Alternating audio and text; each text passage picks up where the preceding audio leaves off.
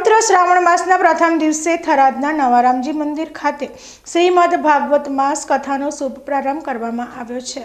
આ કથા આખો શ્રાવણ માસ ચાલશે અને ભક્તોને આધ્યાત્મિકતા, જ્ઞાન તથા ભક્તિ રસનું પાન કરાવશે। શ્રાવણ માસના પાવનકારી પ્રથમ દિવસે શ્રીમદ ભાગવત કથાની ભવ્ય પોથી યાત્રાનું આયોજન કરવામાં આવ્યું હતું।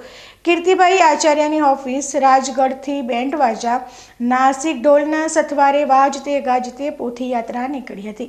આ યાત્રા નવારામજી મંદિર ખાતે પહોંચ્યા બાદ કથાનો વિધિવત પ્રારંભ થયો। કથાનું રસપાન સિદ્ધરાજ શાસ્ત્રી દ્વારા કરવામાં આવી રહ્યું છે।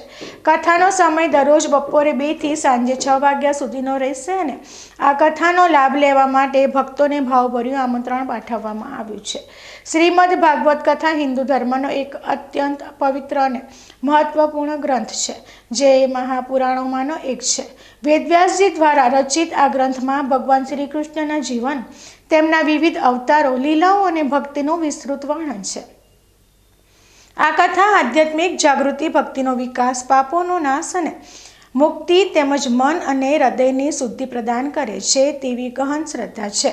કળિયુગમાં મુક્તિ માટે તેને એક શ્રેષ્ઠ માધ્યમ માનવામાં આવે છે। કથાના પ્રથમ દિવસે મોટી સંખ્યામાં ભક્તોએ હાજર રહી કથાનું રસપાન કર્યું હતું।